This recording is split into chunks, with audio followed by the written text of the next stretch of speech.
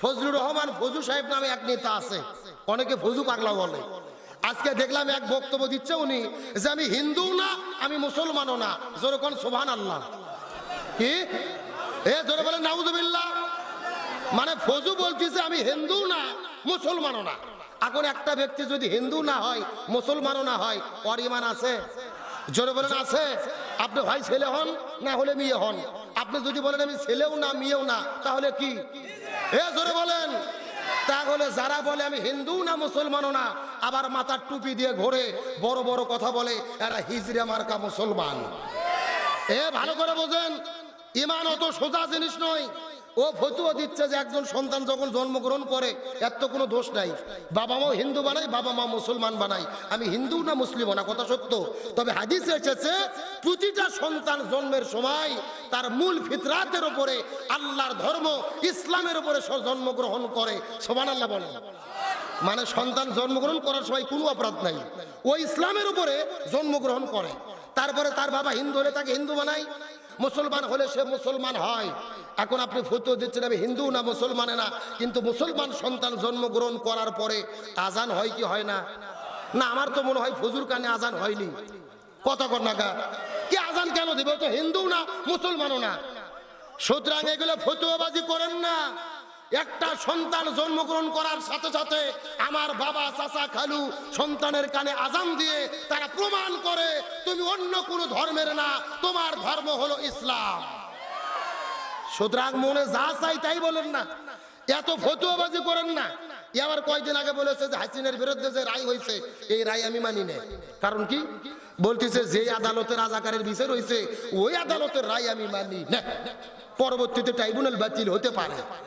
যেই কথা আওয়ামী লীগের ভাইরা বলার সাহস পায়নি, আর ও বলতেছে এই রায় আমি মানি না।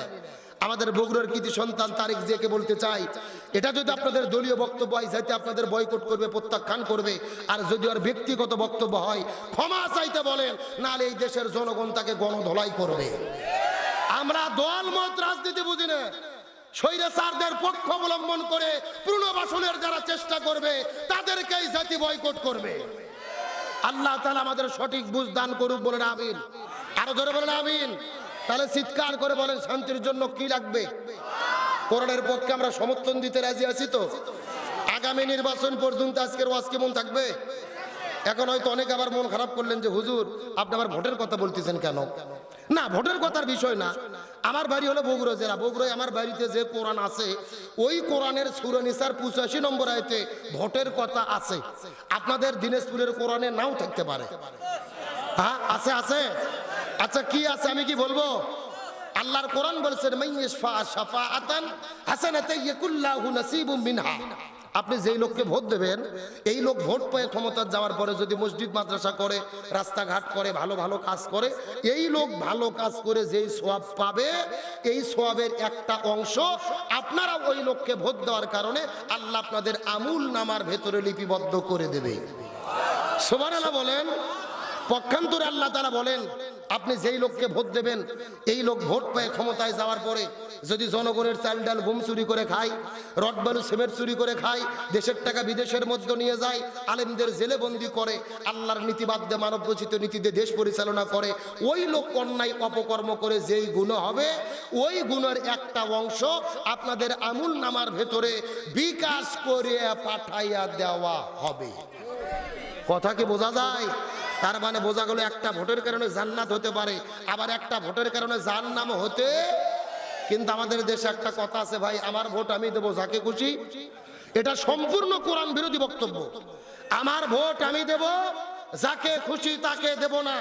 আমার ভোট আমি দেব দেখে শুনে সৎ, যোগ্য, ইনসাফপূর্ণ, নীতিবান এমন ব্যক্তিকে ভোট দেব যাকে ভোট দিলে এই দেশের কল্যাণ হবে, যাকে ভোট দিলে কোরআন পার্লামেন্টে কায়েম হবে। আমি কি মেসেজ দিতেছি আপনাকে বুঝতে পেরেছেন? জোরে বলেন বুঝতে পেরেছেন? তাহলে আমরা যদি ভালো থাকতে চাই, ভালো রাখতে চাই, দেশ ভালো করতে চাই, ভালো মানুষকে সমর্থন দেওয়ার দরকার আছে না নাই? হাসরের ময়দানে দেখা যাবে কিছু মানুষের গলা সিমেন্টের বস্তা ঝুলানো। কিসের বস্তা? ওই লোকটা 6 বার হজ করছে, প্রতি ওয়াক্ত নামাজ পড়তো। কিছু লোক বলবে কে চাচা কি খবর? 6বার ভাঁজ করে সিমেন্টের বস্তা ঘাড়ত কেন?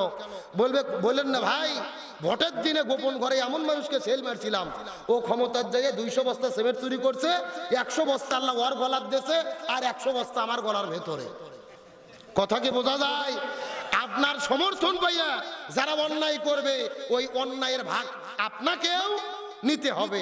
আর আপনার সমর্থন পেয়ে যদি কেউ ভালো কাজ করে, ওই ভালো কাজের সব আপনিও একটা অংশ পাবেন। এখন ভালো লোক সমর্থন করবেন না খারাপ লোক সমর্থন করবেন, বাড়ির যে চাষি করে নিয়ে চিন্তা ভাবনা করে সিদ্ধান্ত নিয়ে নিন। কথা কি ঠিক আছে?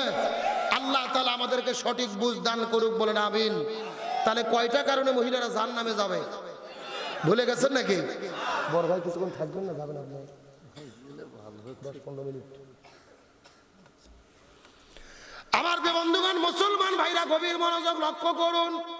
আর বেশি কোন কষ্ট দেব না, শেষ কথাটা ভালো করে বোঝার চেষ্টা করবেন। চিৎকার করে বলেন তো, তাহলে আলোচনার দ্বারা কি বুঝলাম? ওই নবীর সম্মান মর্যাদা কম না বেশি? মুসলমান এতক্ষণ পর্যন্ত আনন্দ করে করে মজা করে করে অনেক আলোচনা আপনাদের শোনাইছি, তবে শেষ একটা মেসেজ দিয়ে শেষের দিকে চলে যাব। কথাগুলো সুন্দর করে বোঝার চেষ্টা করবেন। এই যে নবীজি এই দুনিয়ার মধ্যে আগমন করলেন, কিন্তু নবীর পরিমাণ, নবীর মতো এত বড় এতিম কেউ ছিল? শিশুকালে মইরা গেছে মা, গর্ভে থাকতে মরছে পিতা, নবী চোখে দেখিলেন না। আমায় কে করিবে লালন পালন, কে দিবে সান্ত্বনা? এই দুনিয়ার বড় এতিম নবী ছিলেন একজনা। জন্মের আগে আমার বাবা, নবীর বাবা দুনিয়া থেকে বিদায় নিয়ে চলে গেছেন। জন্মের কিছুদিন পরে মা বিদায় নিয়ে চলে গেলেন। নবী চলে গেলেন তার দাদার কাছে, দাদাও জমিন থেকে বিদায় নিয়ে চলে গেলেন। নবীর চাচা আবু তালিব নবীকে বাড়িতে থাকার জায়গা দিলেন, খাবার দিলেন, সুন্দর পোশাক দিলেন, ব্যবসা বাণিজ্য ছেড়ে দিলেন। নিজের সন্তানের মতো আবু তালিব রসুলকে লালন পালন করলেন। কিন্তু বলেন তো দেখি, ওই আবু তালিব কি জান্নাতে যেতে পারবে? কেন পারবে না? এই মেসেজটা দেওয়ার জন্যই আমি আলোচনাটা শুরু করেছি। এটা যদি বোঝেন, পুরো আলোচনা ক্লিয়ার হয়ে যাবে। নবীকে থাকার জন্য বাড়িতে জায়গা দিলেন আবু তালিব, খাদ্য দিলেন, পোশাক দিলেন, ব্যবসা ছেড়ে দিলেন। তারপরেও কেন জাহান্নামে যাবে জানার দরকার আছে না নাই? আমার বন্ধুগণ, মুসলমান ভাইরা গভীর মনোযোগ। এই মেসেজটা দেওয়ার পর আপনাদের মধ্য থেকে বিদায় নিয়ে চলে যাওয়ার চেষ্টা করব, ভালো করে বোঝার চেষ্টা করবেন। আবু তালিব নবীকে এত ভালোবাসলেন, এত মহব্বত করলেন, সন্তানের মতো লালন পালন করলেন।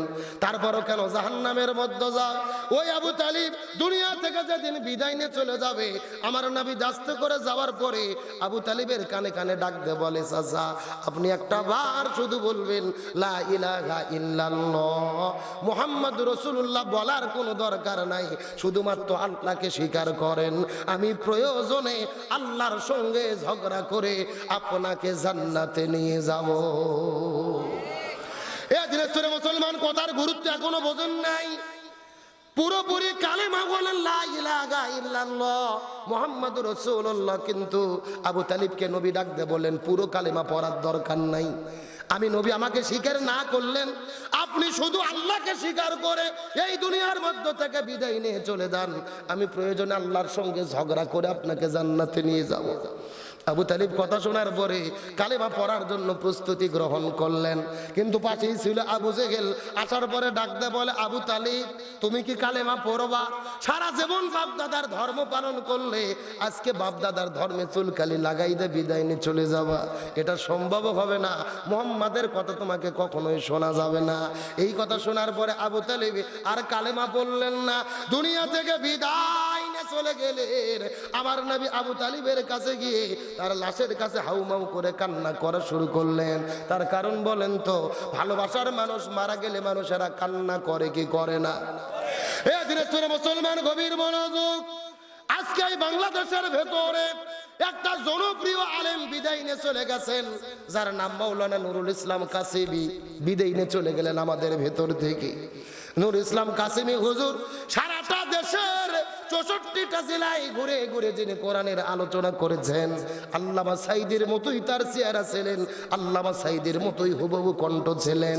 কত মধুর কণ্ঠে পুরো দেশের মধ্যে তিনি কোরআনের আলোচনা করলেন।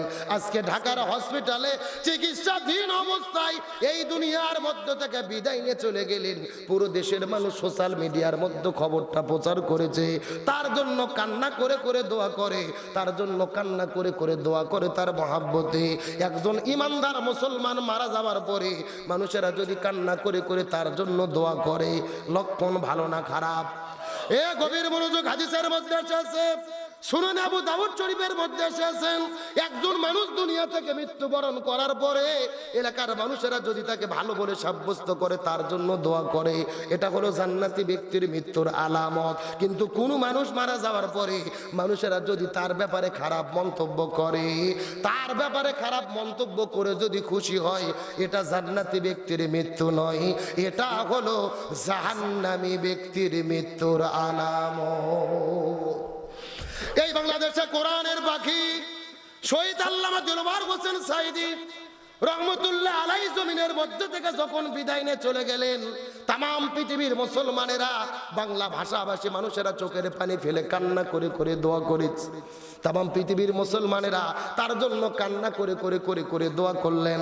আল্লামা সাঈদীর বিদায়ের পরে, তার বিরুদ্ধে রায় হওয়ার পরে 170 জন মানুষ তার জন্য জীবন দিয়েছিলেন। আর তার মৃত্যুর পরে তাম বাংলাদেশে অঘোষিত শোক পালন হয়েছে। কিন্তু বাংলাদেশের ভেতরে এমনও নেতা মারা যায়, যারা মারা গেলে মানুষ ইন্না লিল্লাহ তো দূরের কথা, অনেকেই খুশির ঠেলায় বলে আলহামদুলিল্লাহ। এ কথা বলেন, আল্লাহর কোরআন বলেছেন, যখন কোন ইমানদার মুসলমান মারা যাবে, আল্লাযীনা ইযা আসাবাতুহুম মুসিবা, যখন তোমাদের মধ্যে বিপদ চলে আসবে তখন তোমরা ইন্না লিল্লাহ বলবা। কিন্তু একজন মানুষ মারা যাওয়ার পরে যখন ইন্না লিল্লাহ না বলে মানুষ আলহামদুলিল্লাহ বলে খুশি হয়, এটা জান্নাতি ব্যক্তির মৃত্যুর আলামত নয়, এটাই হলো জাহান্নামী ব্যক্তির মৃত্যুর আলামত।